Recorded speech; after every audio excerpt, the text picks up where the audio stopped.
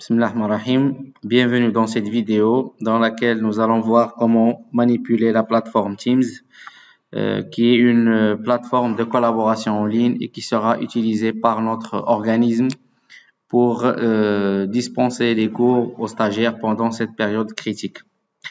Donc, avant de commencer, on va se rendre sur la page teams.microsoft. Alors, ça, c'est une interface dédiée au personnel, donc les formateurs, les directeurs pédagogiques, les directeurs. Cette interface ne concerne pas les stagiaires. Donc, on va choisir notre messagerie professionnelle. On saisit l'identifiant et le mot de passe. Une fois authentifié, on va se retrouver sur le tableau de bord de Teams. Alors, vous voyez ici, par défaut, vous êtes amené au menu équipe. Donc, équipe, c'est classe, c'est groupe. Donc, toutes les nomenclatures veulent dire la même chose. Vous remarquez ici, nous avons toutes les classes au sein de notre établissement. Donc, on crée une classe ou bien un groupe et après, on va rajouter les stagiaires. Alors, pour créer un groupe ou bien une équipe, on va choisir ce bouton-là qui se trouve en haut à droite, rejoindre ou créer une équipe. Ensuite, on sélectionne créer une équipe et on choisit classe. On définit un nom à la classe, par exemple, Istantic Tanger TRI 101 CDS. Et on peut, si on veut, mettre une description qui est facultative. Classe première année.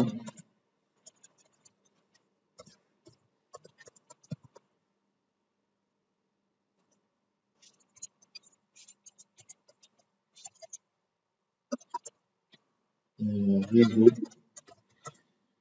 cours du soir. Donc, un texte significatif pour un peu avoir une idée sur la classe. Ensuite, on choisit suivant.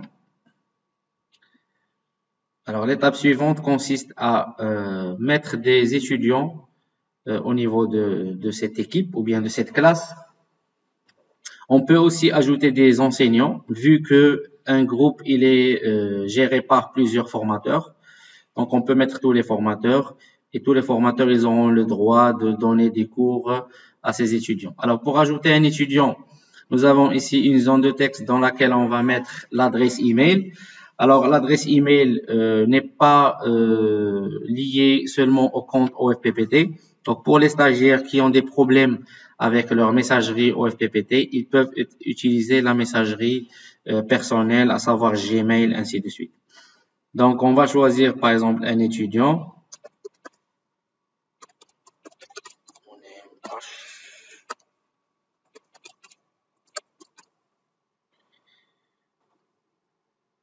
Alors, on remarque que ça marche pas, mais c'est pas grave.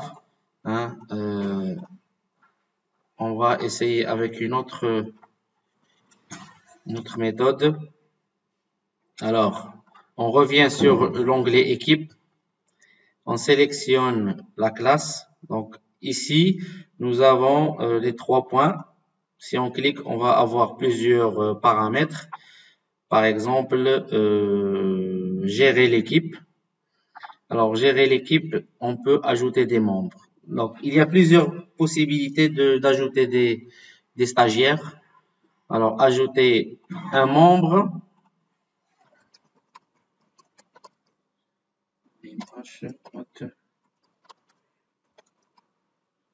Voilà, maintenant, il a accepté en tant qu'invité. On peut ajouter d'autres étudiants.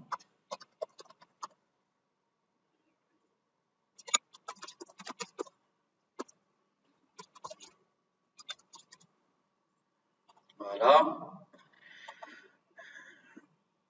Et on clique sur ajouter. Donc, notre classe maintenant elle contient 2 stagiaires. On peut ajouter un autre un formateur. Donc, on choisit l'onglet enseignant.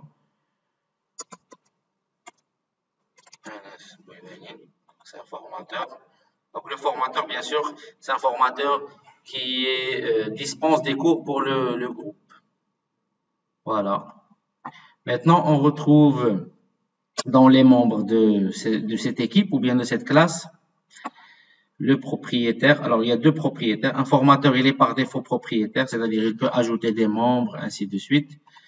Et les invités, nous avons 2 stagiaires.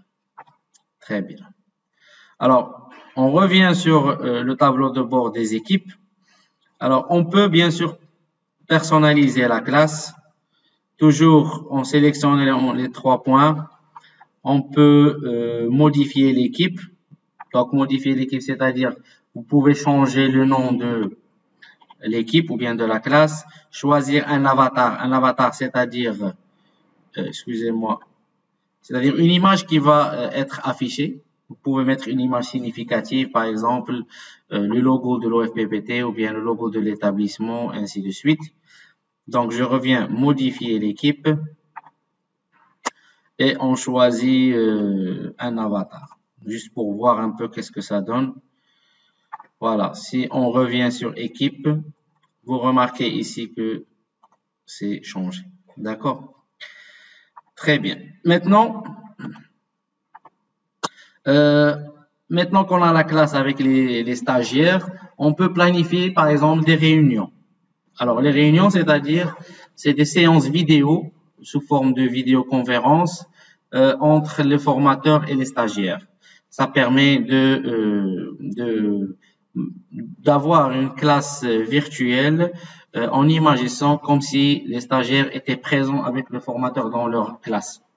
Alors, pour créer une réunion, donc nous allons choisir la partie calendrier. Donc, sélectionner calendrier.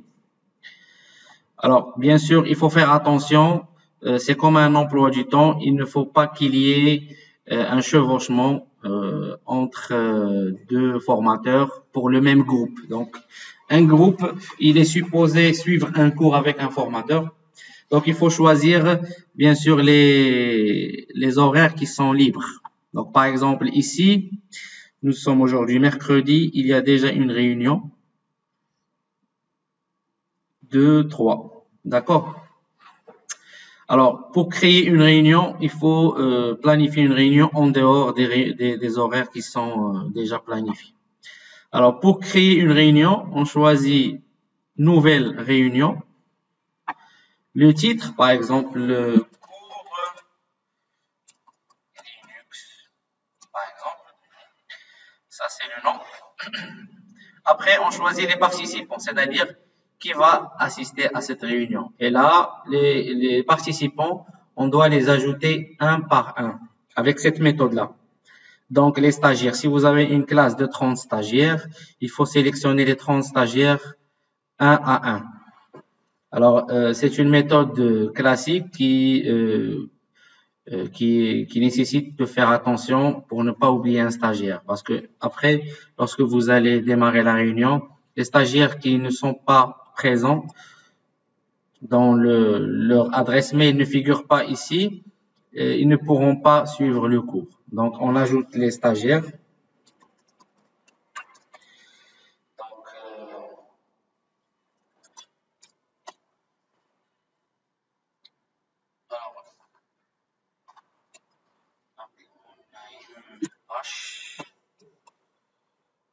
Voilà. Gmail.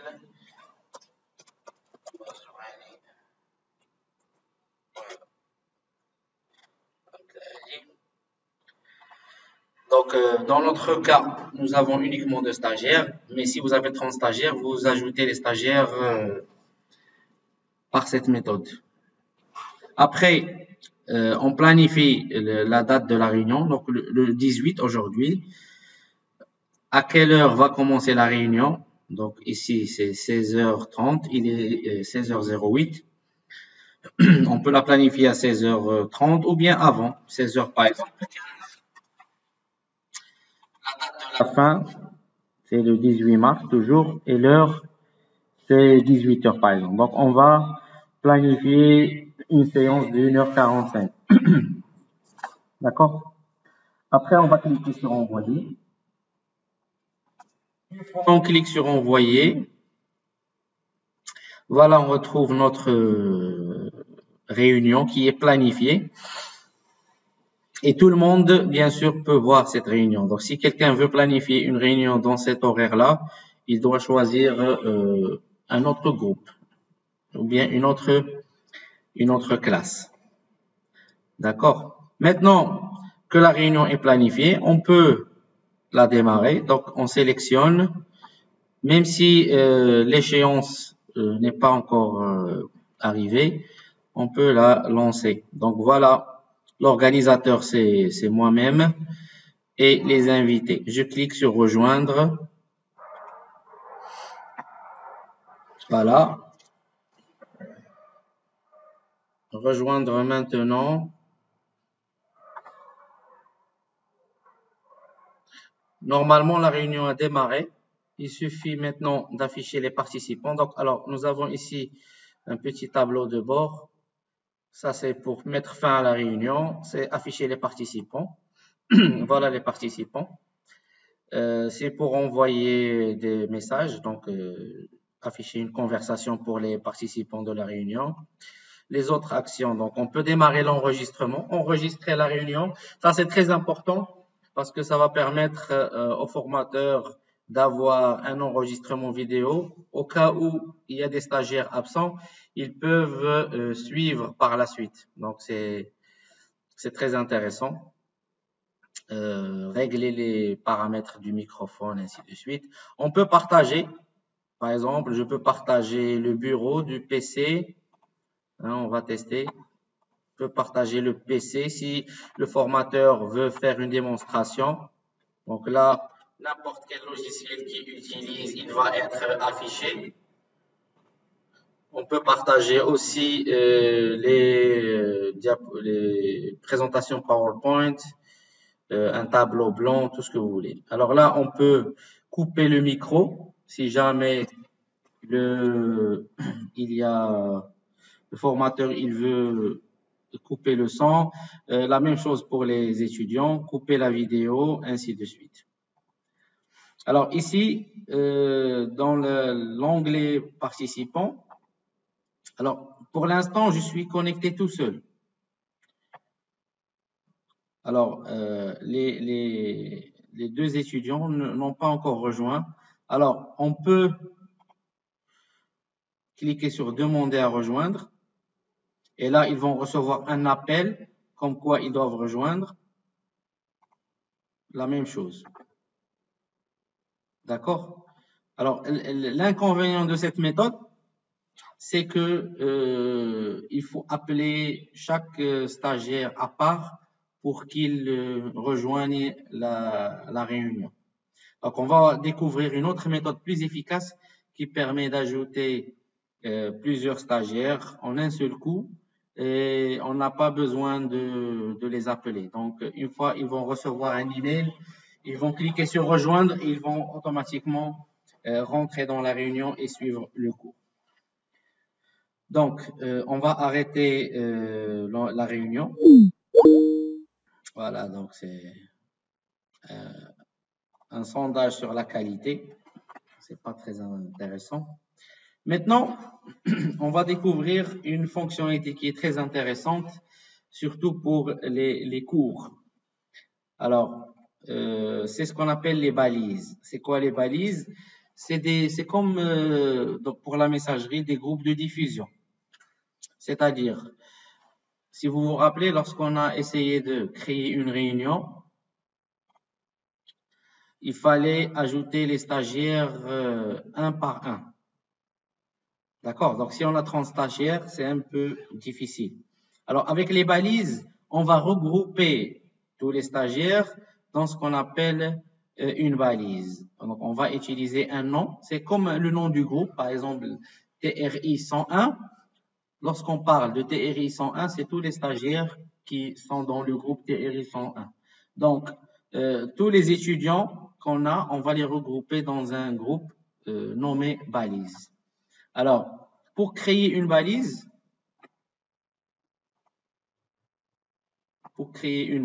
on va revenir sur équipe.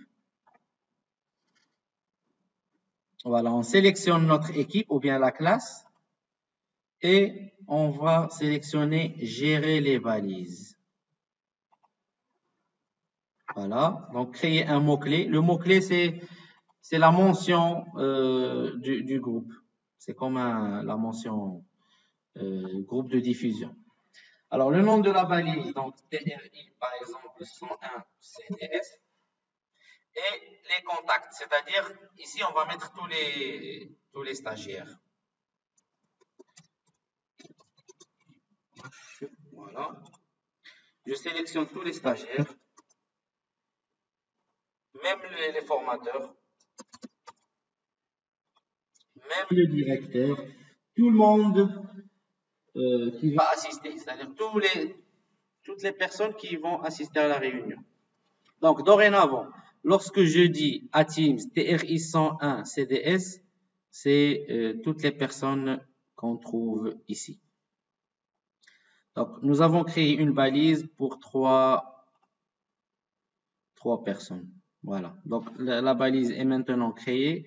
Maintenant, comment on va utiliser la balise? On va pas planifier le calendrier.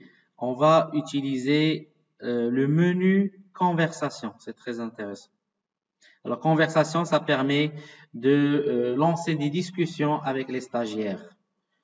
Par exemple, à la fin du cours, on peut faire une séance d'interactivité, questions-réponses. Les stagiaires, ils posent des questions, le formateur, il va répondre. Alors, si on le fait en vidéo, c'est bien, mais il y a des stagiaires qui risquent de ne pas suivre. Mais lorsqu'on le fait sous forme de conversation, tout va être enregistré. Ils auront la possibilité de consulter par la suite. Donc, pour planifier une réunion avec la deuxième méthode, donc, première chose, nous avons créé la balise. Maintenant, nous allons créer une nouvelle conversation. Donc, sélectionnez avec le bouton droit conversation, nouvelle conversation. Maintenant, qui va participer à cette conversation?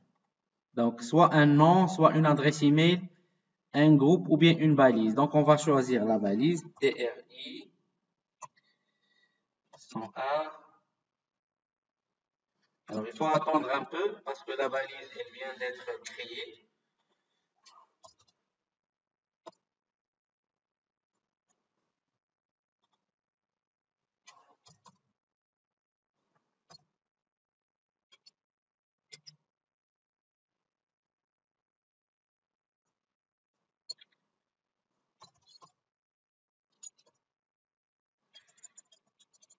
Ça prend un peu de temps. Voilà. Donc, j'ai déjà une autre balise avec un autre groupe de 14. Alors, voilà. Donc, TRI 101 CDS. Donc, vous remarquez, tout le monde est là. Alors, je peux commencer à écrire bonjour tout le monde. Alors, le message là, il va être envoyé à tous les membres. Je peux attacher un fichier à partir de mon PC, par exemple. Je peux partager avec eux des TP, n'importe quel type de document. Voilà, donc je suis en train de joindre le fichier. Des images, des fichiers aussi, hein, fichiers de conversation, des cours, ainsi de suite. Alors, ce qui est bien là, c'est que maintenant, c'est à partir de cette interface-là qu'on va planifier la réunion. Et lorsqu'on va planifier la réunion, on n'a pas besoin d'ajouter les stagiaires ou bien les membres qui vont participer à la réunion, ils seront ajoutés automatiquement. Donc là, vous avez une petite icône en bas, hein, un calendrier avec plus, planifier une réunion. C'est à partir de là que je vais planifier ma réunion. Vous remarquez, je n'ai pas saisi les membres, ils sont ajoutés automatiquement. Cours de Linux. Je choisis l'horaire, 16h20 par exemple. jusqu'à 17 heures. Bon, c'est juste un test. Et après, je clique sur envoyer. Donc, tout le monde va recevoir une notification pour rejoindre la réunion. Et maintenant, je reviens au calendrier. Voilà, je trouve ici ma réunion planifiée. Je clique sur rejoindre. Rejoindre maintenant. Voilà.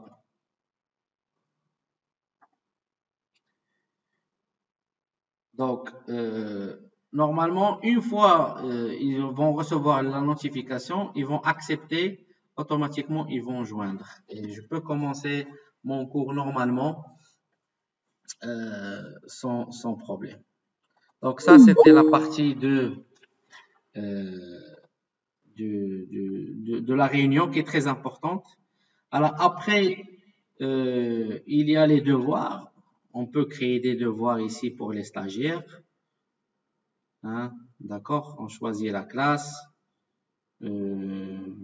par exemple, TRI 106, suivant, et on va créer un devoir. Donc, cliquez sur créer, on peut créer un questionnaire ou bien attacher un devoir existant, ainsi de suite. Donc, ça, c'est des choses, bien sûr, que vous pouvez utiliser. Voilà, donc j'espère que cette présentation vous sera d'une grande utilité. Alors, par ailleurs, j'ai essayé d'établir un petit guide d'utilisation de Teams qui vous sera délivré très prochainement, en plus de la vidéo. Et je suis à votre entière disposition si vous avez besoin d'un complément d'information. Donc, n'hésitez pas à m'écrire ou bien à m'appeler. Je vous remercie. J'espère que j'étais clair. Je suis désolé, la vidéo est très courte, mais on peut par la suite produire d'autres vidéos pour plus d'exercices si vous en avez besoin. Donc, je vous remercie. Bon courage et salam alaikum wa rahmatullahi wa barakatuh.